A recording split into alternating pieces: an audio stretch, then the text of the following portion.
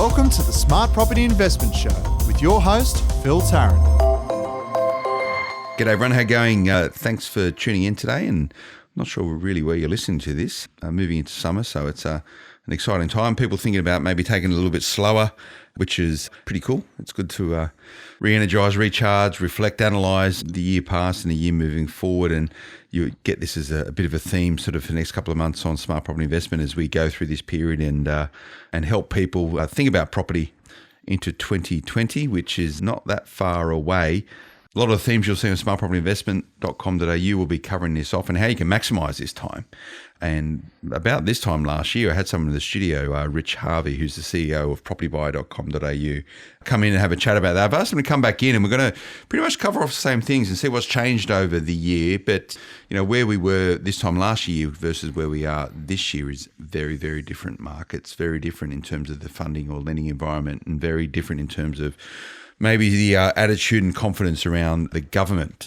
Rich, how you going, mate? You well? Very good, Phil. Great to be on your show again. It's great to have you here. And my people tell me that you just picked up a gong at the My Business Awards, Business Leader of the Year. Yeah, how'd you manage that? It was a bit of a surprise, to be honest. There were 10 really great finalists, and it was the second category of the night for the My Business Awards. And I put in a very detailed submission and thought I'll give it a shot. And they called my name out, so I was absolutely stoked. Really thrilled to win that one. What do you think sort of supported you sort of through that and helped you sort of be recognised?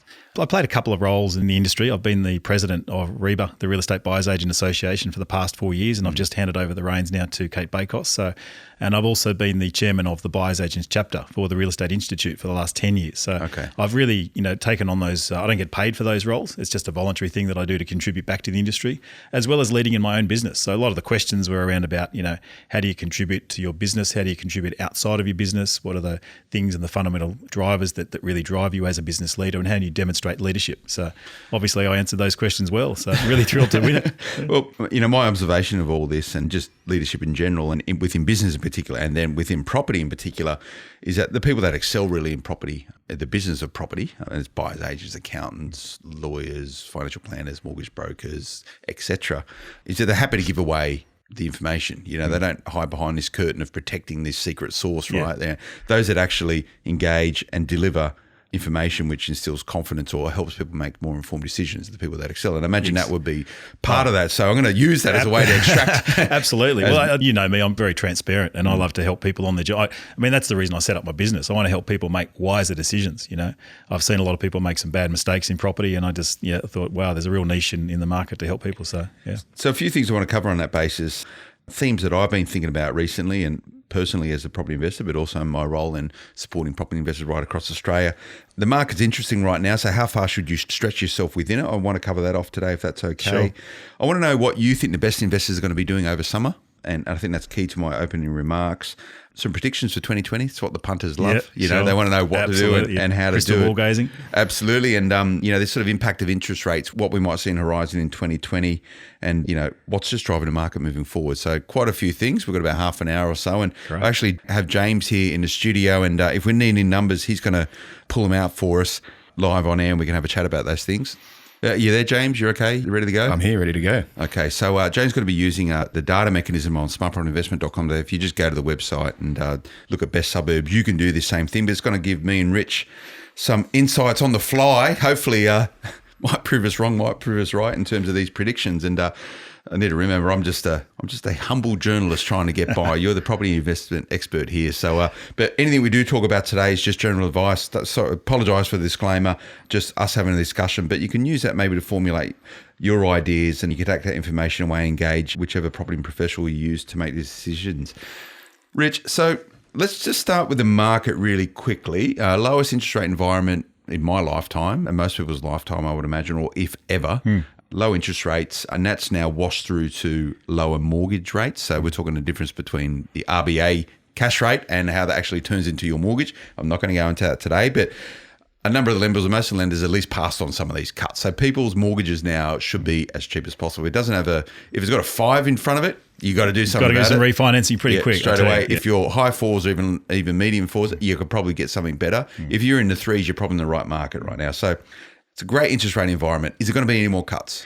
Look, cash rate's currently at 0.75, unless if employment tanks a bit more and there's continued weakness throughout other sectors of the economy, I think they cut. I mean, I think the market tends to undershoot or overshoot to certain degrees. And I think it takes often 3 to 6 months for interest rate cuts to flow through to the whole economy.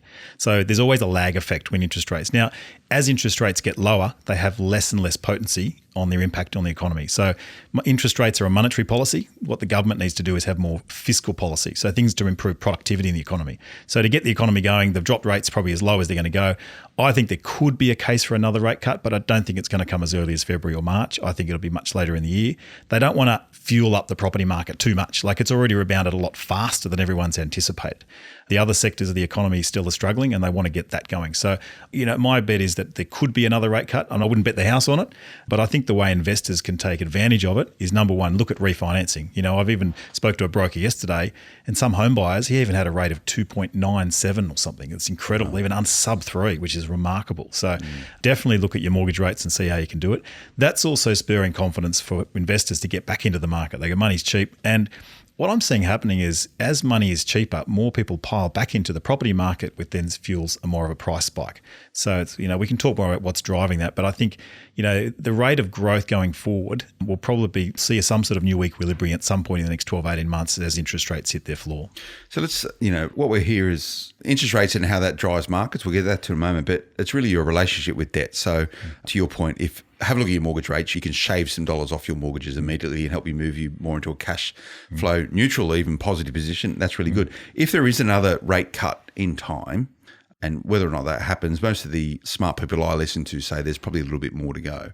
Should that happen, what does that mean for property investors? It's just going to create more people in the market, but you should be able to see your interest rates changing as a result of that, or the banks might just go, we're not passing on anymore. Well, it depends on the lenders. I mean, they're always very quick to put it up as the interest rates go up, but very slow to put it down. So as it gets down, the bank's margins get squeezed lower and lower. So it's going to depend on the cost of their wholesale funding, where they're getting all their funding from, as to whether they can pass on the full 0.25 or whatever rate cut's been engineered.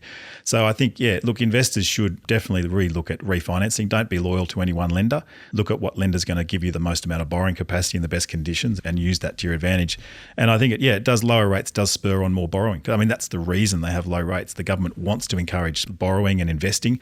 They don't want people to put money under the mattress. They want to see injections of capital and investment in the economy to get it going. And I guess the environment we're working within now has got low interest rates, and the banks or lenders have even pulled down serviceability requirements. So it's a little bit, compared to our chat last year this time, it's a lot easier, inverted commas, a lot easier to get a mortgage these days. I won't say a lot easier. I'd say a little bit easier. It's what's the word for it? A bit easier. I mean, the serviceability ratios that APRA had, focused on having that 2.5% margin above variable rate, that's been cut now. So there is a bit more borrowing power there that borrowers can get.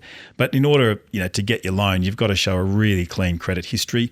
You've got to really watch everything you're spending on, Netflix and Ubers and all those extra kind of things on your credit card. So really get rid of any unnecessary debt that you're carrying, and really have a really clean application. I mean, when I remember going for loans and walking into a broker and he walked out in 30 seconds, said, you're approved. That was 15 years ago. Yeah. Now it takes, potentially 100 bits of paper, a lot of going backward and forward, filling out 19 forms to get the same answer today. So it's not going to happen overnight.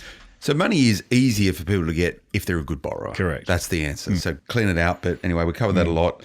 This interest rate environment, it means that money is cheaper, so a lot of people have a more positive outlook towards property. And I was only looking at traffic on Smart Property Investment the other day, and the traffic is rocketing right now. And it's because simply there's so many more people in the market who are thinking about property. And I actually did an overlay of traffic on smartpropertyinvestment.com.au with some RP data information around property fluctuations, and it pretty mirrored it exactly. So people are coming back. So investors are starting to get a bit jerky in some ways, thinking, if I don't do something now, I'm going to miss out. So this whole idea is how far of stretching yourself in this market when money is cheap, if you can get money, you got to be thinking about tomorrow, don't you? Yeah, I think investors shouldn't have FOMO. All home buyers shouldn't have FOMO, fear of missing out. Even though the market's rebounding quickly, don't get into that mindset of, oh gosh, unless I spend an extra $100,000, I've got to get this property. So let's unpack a few things. I think firstly, just on your comment about traffic, I've noticed that with our own website too. Like, our inquiry for our buyer's agent services tends to be very low when the market's low, but that's the best time to buy. I was writing a lot of articles about, are you crazy or smart to be buying in April and May? That was the best time to be buying. I often joke that the best thing to be buying was on election day from a Purple Bricks agent, so that would have been the ideal scenario from a desperate vendor, So look, people tend to follow the herd, and I think investors have got to read the tea leaves on the market and sometimes go against the herd. It doesn't mean as the market's booming, you stay out of the market. It means just being really careful and doing your analysis, doing your research to identify pockets of value that are going to have strong and consistent demand and move a price from A to B. So the question about how far should people stretch themselves, that's a really interesting one. I just recently wrote an article about that very topic, about, if you're trying to get an investment property or trying to buy your home in this current market, it's very challenging. Where listings are down 20% in some areas, and that's really creating quite a spike in prices. So people are missing out. They're getting so frustrated. I go to a lot of auctions at the moment, and there's 10 to 12 bidders all bidding for the same stock. What's going to happen? It's probably going to go well over reserve, and the highest bidder will get it. So should you stay away from that? Not necessarily. I did an auction the other day. I made one bid and I won it, and I got it at reserve price, which was amazing. So rocking up still helps. You've got to just be Johnny on the spot. So what I say is, don't stay out of the market. But in terms of, get back to your question about stretching yourself. What I say to people is that if it's a really good quality investment property, it's in the right location and it ticks all the fundamental boxes, there's potential to add equity growth, potential to renovate, it's going to have strong rental appeal. It could be worth paying a little bit extra to get that property today, knowing that you're going to be paid. If you have to pay an extra 10, 15 grand for it or whatever, it's going to be paid back in spades later on. Because if you're buying in a high demand market now, you want to be selling in a high demand market in the future. So it comes down to cash flow and your ability to hold the property. But there's about stretching yourself. People get carried away at these auctions, this whole FOMO piece, and I need to get in the markets moving. Is there a big danger that you're overpaying for property in this current environment? So low stock levels, lots of people that want to buy it can inflate a property beyond its fair market value. Now, the argument would be that is the market value is what someone's happy to pay for it, but are you overpaying sometimes? It depends how many other people are behind you. So if you're at an auction and you've got 3 or 4 other underbidders, all 5 or 10 grand behind you, you've paid fair market value. Yeah. If you go to an auction and someone's paid, their last bid's been 100 grand over, they've probably paid overs. Okay. So I think in this market, you've got to look at comparable sales that are sort of less than 3 months old. If you go back and sort of compare it to sort of pre-election or pre-May prices, it's not a relevant price to look at. Interesting study done by CoreLogic, and I know you've got Tim coming in the studio in the future, but they did an interesting study on when will prices get back to 2017 boom time? How many months away? And they did analysis of all. I think I've seen that. The Sydney market, yeah. So what was interesting, some markets are like, 12 months away from hitting their peak. Some markets are only 3 months away from hitting their 2017 Getting back peak. to the 2017 So peak. I think you're going to see some headlines in 2020 to say where market's booming, like it'll use the boom time because we're now beyond a 2017 price. But it's a natural function of the cycle of the market. It comes back, it ebbs, it flows. So I think buying in any market, you've just got to do a very detailed comparable sales analysis. Don't just pick 1 or 2 comparables. Just pick several. Like when we do our appraisals for our clients, we look at 5 or 6 minimum comparable sales, get into the detail. So we look at the aspect, we look at the location, the floor plan, all of those factors that make up the value of the property. Well, let's get into predictions for 2020, but before we do, and keep you hanging on the edge of your seat, we're just going to go to a quick break. Back in a moment. Welcome back, everyone. Here with Rich Harvey, CEO of Propertybuyer.com.au. Good conversation around how far do you stretch yourself in this current market, and I think we've both cautioned sensibility. Don't get carried away right now, and we'll do more of that on. One thing I'll just say, Phil, I'll just jump in quickly, is I meant to say don't overextend yourself and put yourself in a financial stressful position. I think that's where people overextend themselves. If they borrow more than they can afford to pay comfortably, and the rents are going to not cover the mortgage enough, or they're going to have a long period of vacancy, that's when you can hit financial stress. But I'd say to your viewers, listeners, don't get into that situation. Don't get into it. And, this is all around, and we touched on it very briefly about what's actually driving this market forward right now. And we talk about the market, and that's a catch-all for property. But, if we're talking specifically about the Sydney and Melbourne markets, because that's where most of the energy is right now. Brisbane's reasonably consistent, as is SA, and, Perth's a completely different kettle of fish and beyond the scope of this chat today. This investor activity or cheap money is driving the market forward. Is there anything else? I think continued population growth is continuing to drive the market. I mean, I think there was a lot of predictions about apartment oversupply in different areas of Sydney. And we got the Reserve Bank coming out a couple of weeks ago saying, you know what, we're actually going to hit an undersupply situation sooner than we thought. So the supply of property is being soaked up. You've got baby boomers, you've got demographic factors, generational factors that are continuing to drive the market. So population growth is that silent little, I won't say it's a killer, but it's a really strong momentum locomotive moving forward, like the tide coming in and out. it's going to keep moving forward, and our population growth will continue to grow. If you look at the projections, I think it's 2050, we're going to have something like 37 million people in Australia as compared to 25 now. That's not far away, is and it? Mate, that's not far away, is it? Yeah. 30 years away. 30 years away. So it's a good time to be a property investor. Well, you think of the traffic. I always say if the traffic's bad now, think about it in 30 years' time. Well, we're recording this in Sydney. If you think about the infrastructure going on here right now, we've just got this new Northwest Rail. They're talking about there's this new subway system coming in that's not far off completing. They're spending money on roads all over the joint. We've got a state government here, and similarly in some of the other state capitals, we're spending a few bucks on this stuff right now to prepare for the future, which is great news for property investors. Yeah. So that sets us up then for a chat around predictions for 2020.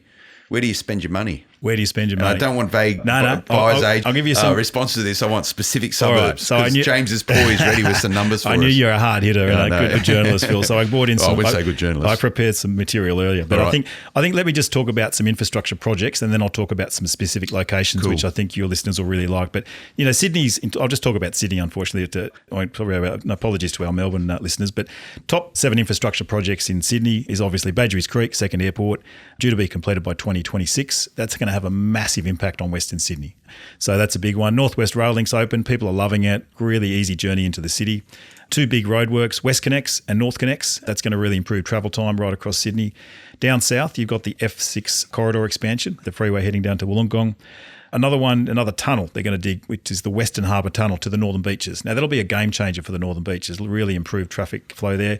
And then finally, the Sydney Light Rail. All these poor shop owners along George Street and out through Randwick can finally breathe a sigh of relief when that's up and running. So they've been testing the train. So there are a couple of things. So let's dive into some suburbs that I think are going to benefit from all of those.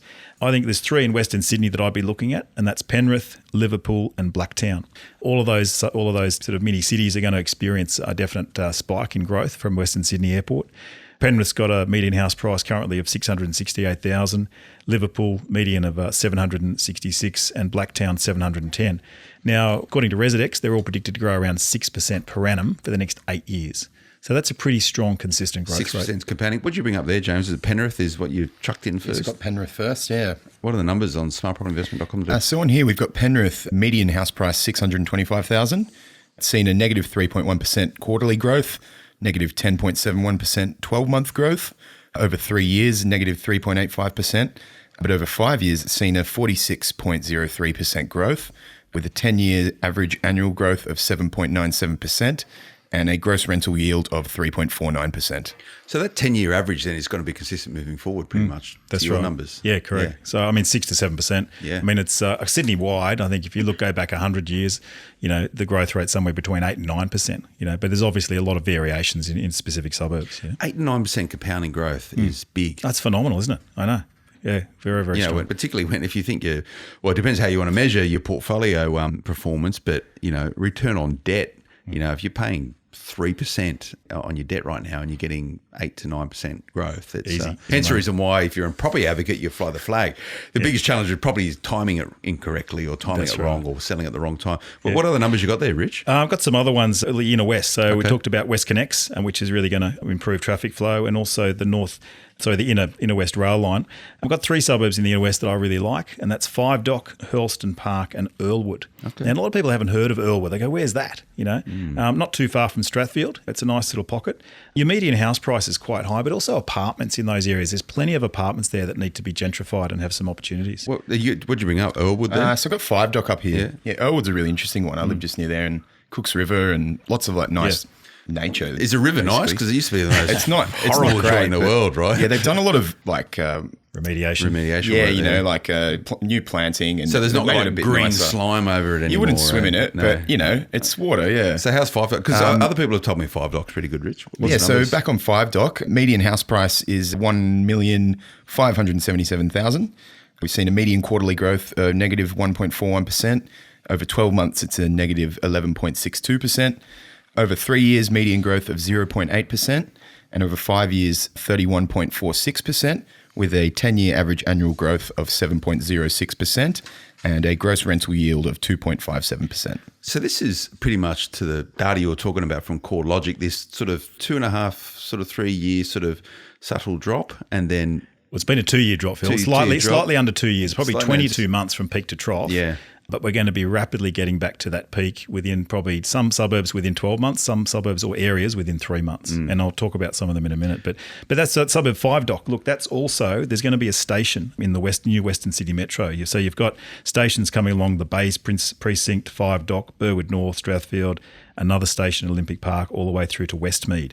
So those stations along there are going to have some really strong capital growth drivers for people. So is that underground or is that? Some of it will be underground, some above ground. Yeah. When is that completion for all that? I'm not sure the exact date. I can't remember. Because people have been talking about it's like this tunnel. Northern Beaches tunnel. Northern Beach tunnel. People have been talking about it. Well, they're doing surveys, they're drilling holes. It's going to happen. Is it going to go under the Spit Bridge? Pretty much the idea. Yeah, that's it. Yeah, exactly. Okay. I'll get to that in a minute. Yep. But predicted growth for 5, Dock, Hurlston Park and Earlwood, all predicted around 8% per annum for the next 8 years. So pretty strong. What sort of stuff would you be buying there? We've been buying some apartments in some of these areas. I mean, townhouse, 5, Dock, probably I'd be looking at some townhouses, or if you can afford it, a house or a terrace. Hurlston Park and Earlwood, you can buy some older apartments in that sort of 600, 650 range, do them up, add some value, and you're going to get a decent rent return. Okay. And how long until they start sort of valuing up, where the valuers are happy to sort of go, you bought it for 600, you dropped 20, 30K on it, now it's worth 800, Well, it doesn't happen overnight like that, Phil, but over time, I think it's just like any good investor, you've got to be patient. And I think, some people watch those American flipper shows and think, I'm going to make 100 grand in 2 weeks, Well, you've just got to be patient as an investor. Create the capital growth over time. It doesn't happen overnight, and just watch the market grow. Yeah.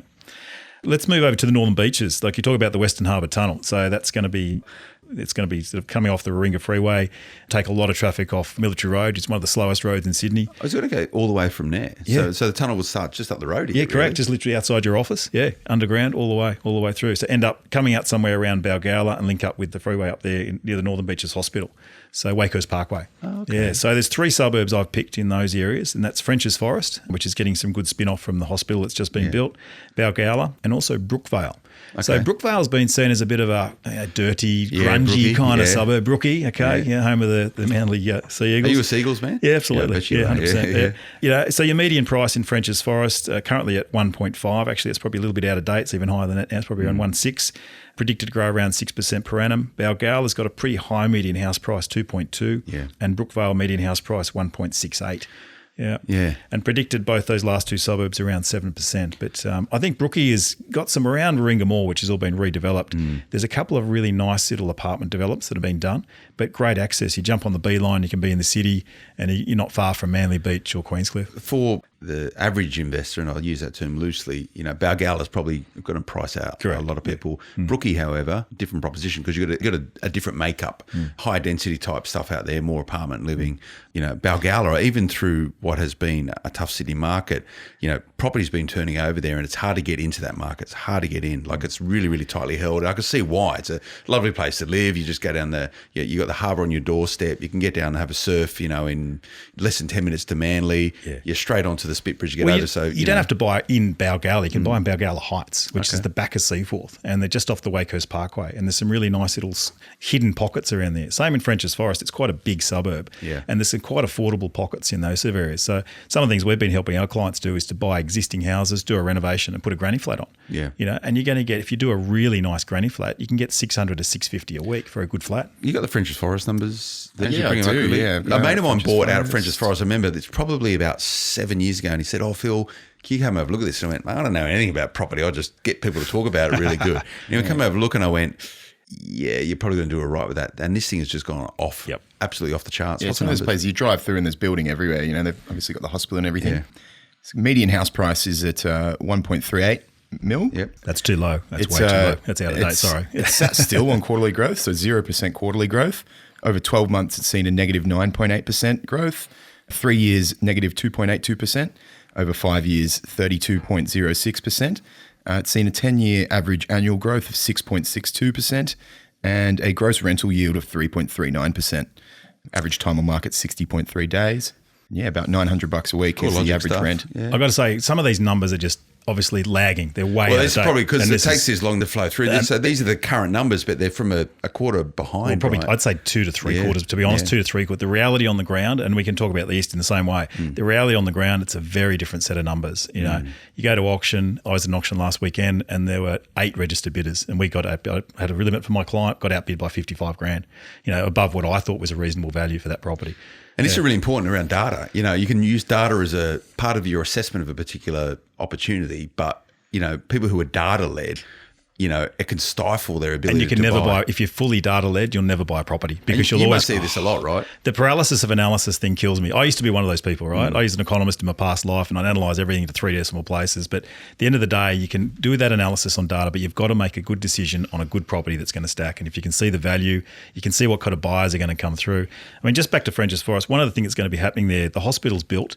There's also a new structure plan coming in beside the hospital. They're going to move the school and that's going to become R4 high density living. Or is it? So when they do that, all of the old folks that are currently living in their outdated homes, it'll free up the property market. Yeah. They'll downsize to the apartments that'll have shops below, and that'll free up the market. So watch this space and you'll see some good growth there. So I always get a bit of flack around never considering our good friends down in the Shire. The Shire, God's country. Yeah. The Shire.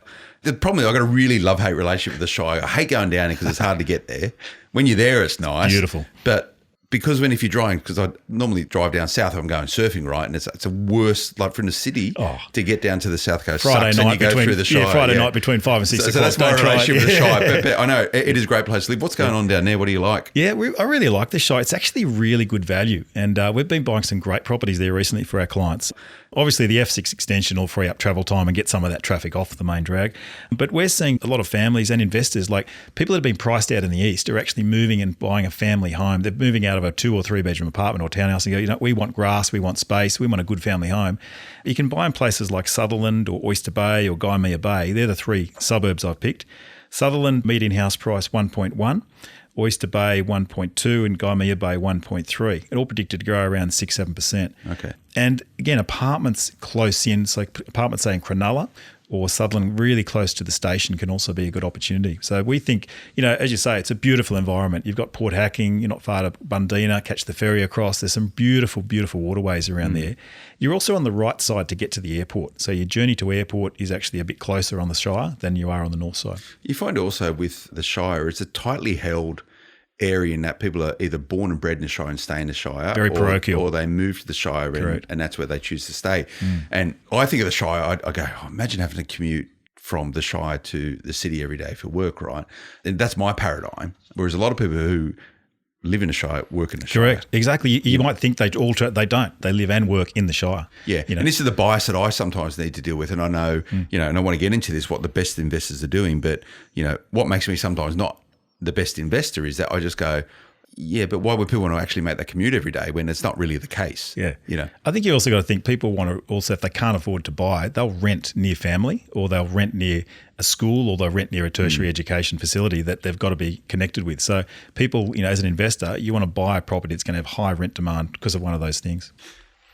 So we'll get into what the best investors are doing, but we should cover eastern suburbs. Finish off on the east, So it is a key market. Okay. Well, one of the key drivers, Phil, for the east is the eastern suburbs light rail. So once it's functional, again, going to cut down commute time for a whole lot of commuters. They can jump on the tram, the light rail, be in the city in 20 minutes or so. I've picked 3 suburbs, Phil, for the east. Number 1's Maroubra. Maroubra used to have a lot of housing commissions, still does, and you're going to be careful which streets you buy in. Used to be a bit grungy, but it's really changing. It's got a really nice feel to it. I like it, and I think it's got good potential for growth. Current median house price is just over $2 million. Also Kingsford and Kensington, both suburbs close to University of New South Wales and Ryder. Junction. And Light Rail Junction. So again, a lot of students and a lot of families really like those areas. But again, they're predicted to grow around 8% per annum going forward. Nice. When we come back, we're going to talk about what the best investors are going to be doing over summer. Back in a moment. Welcome back, everyone, here with Rich Harvey, CEO of propertybuyer.com.au, a bit of a deep dive in the city market. And we're going to be doing a bit of this moving forward. I don't want to be seen to be repetitive and not covering some of the other markets, but my role here at Smart Property Investment is to support property investors to make sure they're considering all types of markets. And I'll shine a spotlight on those markets which are moving or in a state of change, and that's where the opportunities are. So if you get a bit over Sydney, I apologise, but we'll be covering off the Melbourne and Brisbane markets as well. Rich, over summer, the best investors don't take holidays, do they? They're always thinking about property. Well, best investors always got one eye open. Even when you're on the beach reading your favourite novel, you'll have one eye on realestate.com. But don't expect to see a whole heap of listings coming on the portals. Good investors are always prepared, got a line of credit. And as we move sort of into the December period, what we target for our clients is a lot of off-market properties. We get more and more off-market. So agents are building up their pipeline of properties right now for 2020. Now, some of those agents with the right prompting, if I go to them with a brief and say, look, I've got a client wants to spend X in this suburb, they might go, you know what, I'll have a chat to them, see if they want to do something early, and we do an extended settlement. So there's an opportunity right there. So good investors, even though the market's quiet, it's hard to get solicitors. There is about a 2.5 week period where literally everything shuts down. But we also find some expats come back from overseas and want to start buying property. So there's opportunities. I mean, I bought my home probably 20 odd years ago. I bought it 2 days before Christmas. The vendor just was a bit tired of marketing it. Took the offer and we got it done. So you can be Johnny on the spot in this Christmas period. People want certainty. A lot of the vendors want certainty. They want to know, am I going to get a price? Am I going to sell? What am I going to be doing next year? I've jacked some great properties that week before Christmas because everyone's already on holiday or holiday mode and not turning up. Exactly. And often one of them in particular, and you can go and check it out on smartpropertyinvestment.com today, it was a property in Cambridge Park, which is out near Penrith, and there was no one at the auction. It was me and someone else, and we bought this in for rattle this number out, maybe 230 grand. Wow. And we've got a val on it now, sort of 650, right? But that's what you want to do. This is the time of, as you say, when there's less competition around. Like I was saying, I was at an auction the other day. I made the opening bid, 1.25, and no one else bid. There were 6 other registered bidders there, and I thought this is going to go nuts, and it didn't. Anyway, it got passed into me. I negotiated it, got it at reserve price, 1,475. Client was so happy. I'd appraised up to 155. Got a great deal.